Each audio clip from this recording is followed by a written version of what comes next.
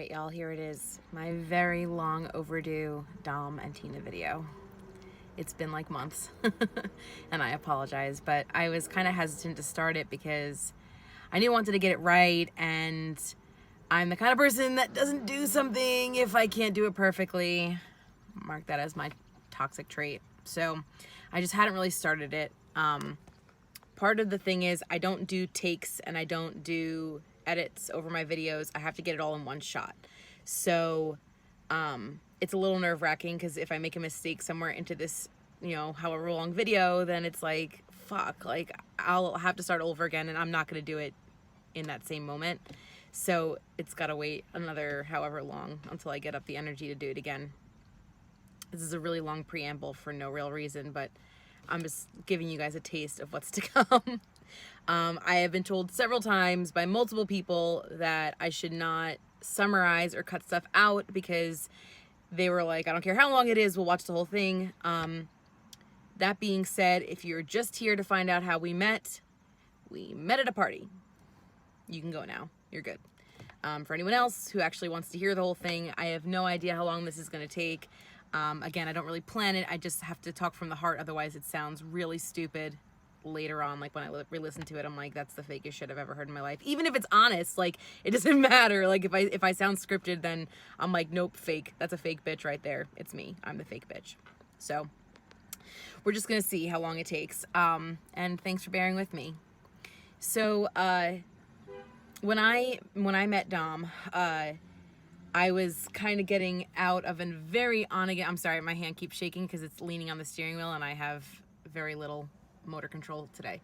I was getting out of a very on-again, off-again relationship. I loved him a lot. I will always love him. It was insanely unhealthy and he was not great to me. There were lots of times where... I was just at the point where I was like willing to do whatever to make it work, but that didn't really matter, obviously. So I was kind of like we were on our longest off period that we had been on since we started talking, and I was kind of reaching a point where I was getting a little bit over it. Like I was kind of like reaching the end point where I was like, you better get it together. Because I'm getting to the point where once I turn around, that's going to be it.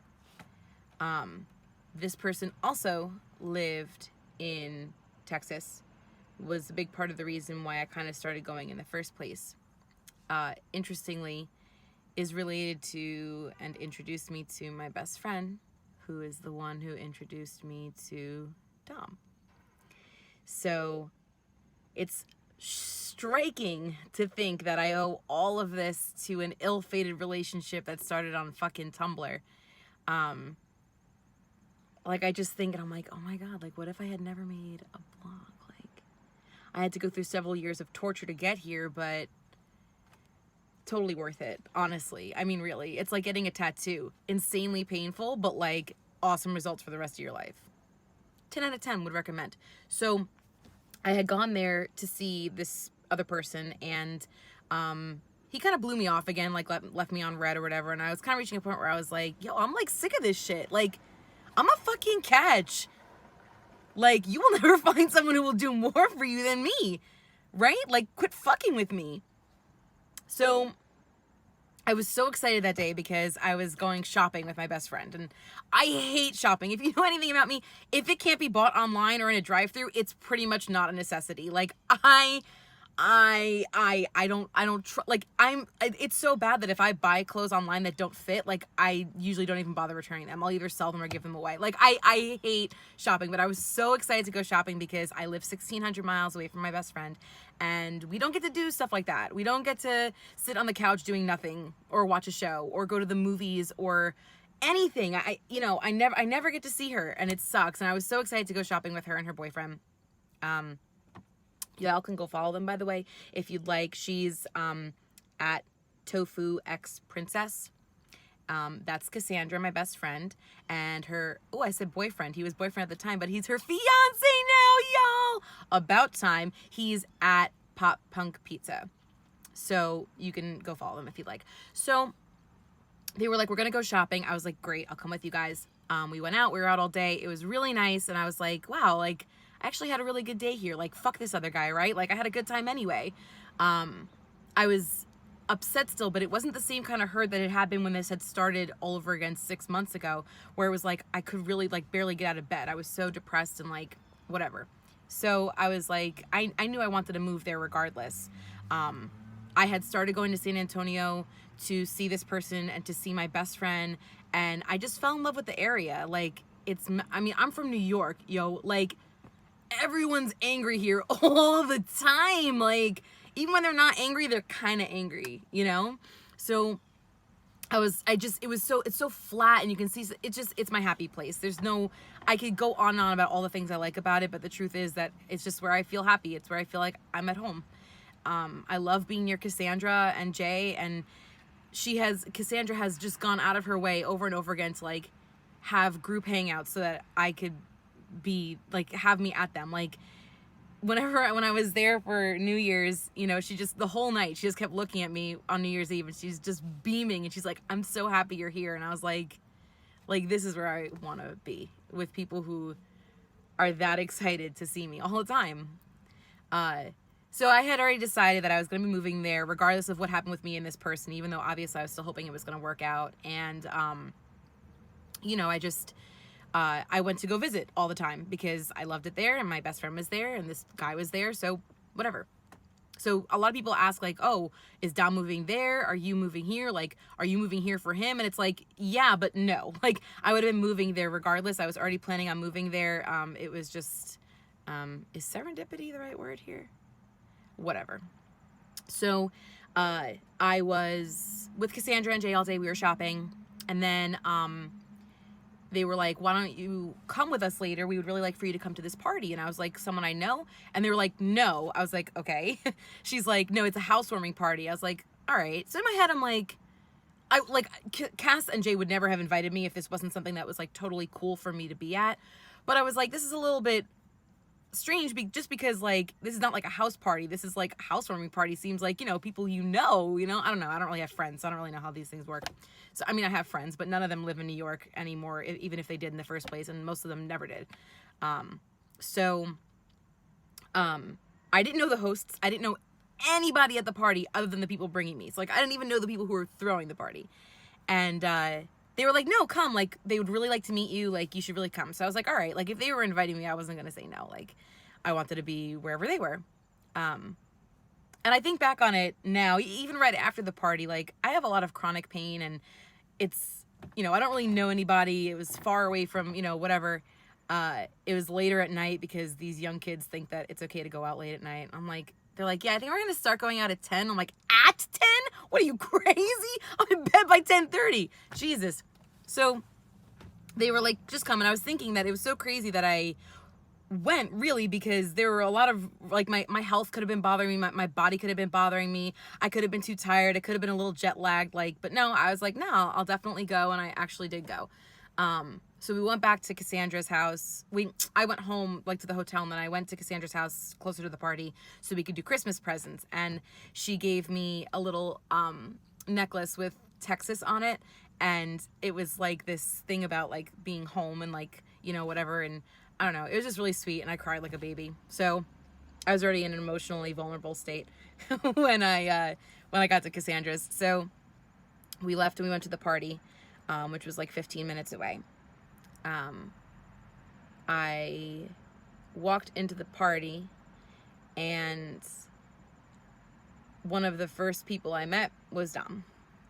He was standing at the counter, and a lot of those moments stand out very vividly in my mind. I wouldn't call it a photographic memory, but like there are certain memories, I can't pick which ones, but there are certain memories that it's like I can like physically see it in my mind's eye. Like it's very, very clear.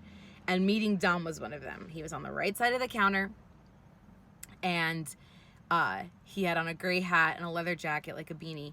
And I didn't even notice how tall he was, which is astounding because he's like 6'4", 6'5". I didn't even notice that till the middle of the night. What I noticed were his eyes. They were brown and just so big and shiny and sparkly and nice. And he was like, "It's really nice to meet you." And I was like, "It's nice to meet you too." And that was that. So, but I remember thinking in that moment, okay, like if I was concerned that this party might be like boring for me before, cute boy. So now we're good for the rest of the night. Like even if I didn't continue to think he was cute, even like whatever, now at least I have some entertainment for the evening, right? So so we all went outside and we started talking, and he kind of kept like including me in the conversation and asking me questions about where I was from. And I just remember thinking, oh fuck, like, am I really about to do this again? I was so aggravated over this my marriage wasn't even really like legally over, and like, ugh, like I'm gonna do this again, aren't I? I'm gonna do this to myself again. And I remember he showed me his shoes. They had Batman on them. Oh my God, he's such a dork. Such a dork. So he was explaining to me all the different Batman like backgrounds and like, you know, all the things that he was into. And he likes to tease me and say that I made the first move, because when we were inside later, he was talking, standing up in front of Cass and I, and we were sitting on the couch, and he was telling a story, and I was like, "You're really pretty."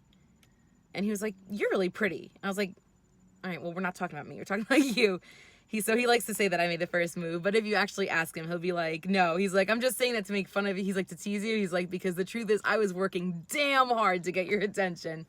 So it was just nice. Like, you know, whenever I looked up, he was kind of looking at me, and, you know, not every single time. Obviously it wasn't like stalker creepy, but, you know, if we would all hang out outside, and then we were all sitting on the couch. And at one point, me and then him and then Cass were sitting on the couch, and we had our legs on him, so we were just kind of like sitting in like a pile.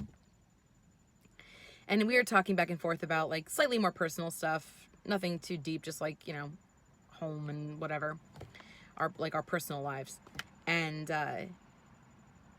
he put his hand out like this, so I put my hand against his, and he's like, "So what's your deal, Tina? Are you single?" And I was like, and he goes, "It's complicated, okay?" And in that moment, I was like, I knew I liked him. I was like, I like having somebody who I can bounce off of. Like, that's why when my sister and I worked together at my current office, it was so great, because my sister's like my best friend. She always has been. We're only 18 months apart. We didn't need to talk to each other. I would hand her a paper. She knew what to do with the paper. She would pass me something. I would know where to go. Like, we didn't have to speak. It was just like I value intimacy, and that being understood is a very deep form of intimacy. And it seems like a lot to get from one little interaction, but like at the root of it, that's what it is. Like, he knew what I was like. He understood my hesitation without me having to explain it. I was like, it is a little complicated, but I don't want you to, like, not in the way you might be thinking. I was like, you know, technically I'm still legally married. I was like, and I'm like just getting out of this like really rough on again, off again relationship. He's like, "Okay."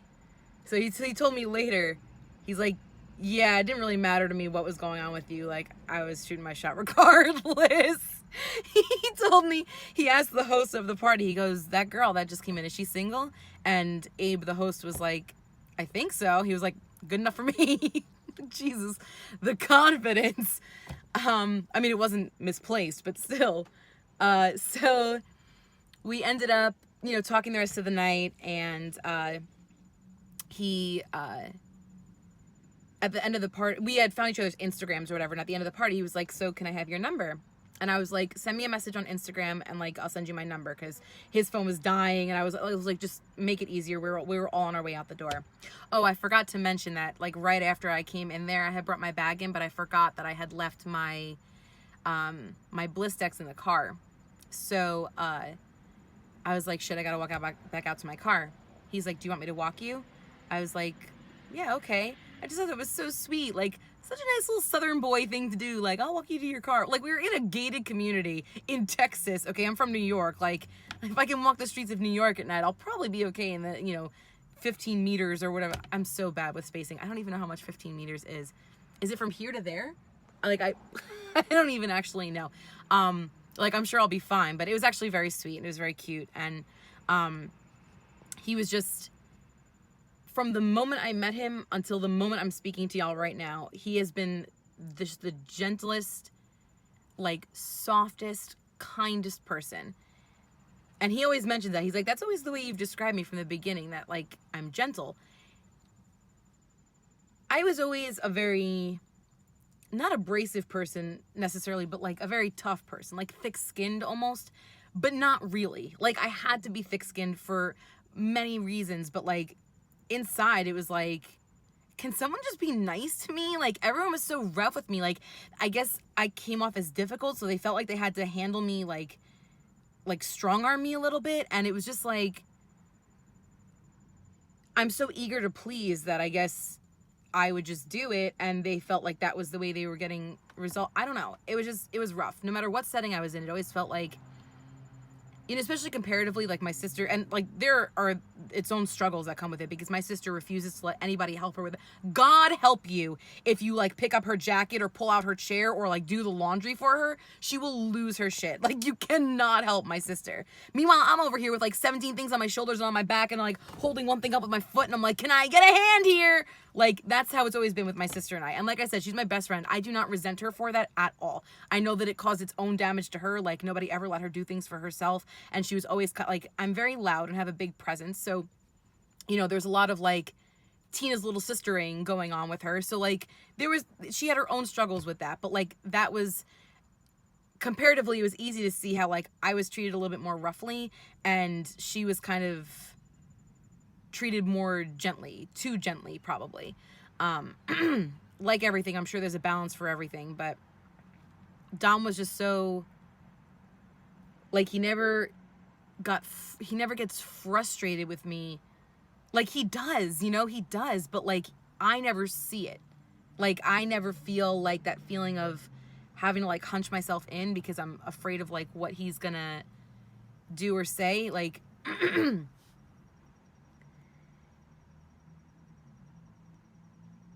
it's always been just, we feel our emotions, but we don't let our emotions affect how we treat each other. We talk about our emotions, we communicate about our emotions, but we don't let them like dictate how we're gonna behave towards one another. And he just makes that really easy because he's always been that way from the start. I'm a very defensive person, especially because I spent a lot of my life needing to be on the defensive. And it's a very hard habit to break. And I don't ever have to watch my back with Dom. I don't ever have to keep an eye out. Like, he doesn't tease me in front of people. He doesn't make fun of me, like, coarse jesting, Like, he teases me, but like, in way, like, if he sees any sign, like if my laugh changes or my body posture, like, that's it. Like, he does not do anything that makes me uncomfortable. And I guess I just didn't realize how big of a deal that was because I had never had it. So that night I sent him my number, and or I had him send me his number, and we were texting, and we were texting the whole next day, and he was very sweet and just very, very kind all the time. Just, so I was like, look, like, I'm here for almost 2 weeks this trip. Like, I want to see you again before I leave. He's like, me too. I was like, okay. So, let me see. Oh, I forgot that we met on the 29th of December. And so next day was obviously New Year's Eve. And he texted me and invited me to his best friend's party, but I was going to a different party with Cass and Jay. And he was like, who am I going to kiss at midnight? I was like, oh, it's like that. Okay, good to know. And I was like bummed. Like, I actually kind of like, I was bummed that we didn't go to that party. I wanted to see him. So I knew that I wanted to see him again. So whatever day of the week that was, a Tuesday or whatever the fuck. We ended up hanging out again that Thursday. So it was probably like 2 or 3 days later. And he was at work. But he came over right after work and came to my hotel. And I remember thinking, I'm like, is it weird that I'm inviting him to my hotel room? Because, like, that seems kind of suggestive, right? But then I was like, no, because, like, if I had an apartment here, if I was living here, I'd be inviting him to where I live, right? Like, it just happens that where I'm living at this moment is the hotel. So he came over after work, and we talked for, like, 5 hours just about everything. And then we kind of sort of laid down in bed to watch Family Guy. And, well, actually, we were laying down to talk at one point because it was getting kind of late. And I was in the middle of a sentence, and he leaned over and kissed me. And I was like, he was like, sorry, I couldn't wait any longer to do that. I was like, okay. So, oh no, there's something in my eye. No!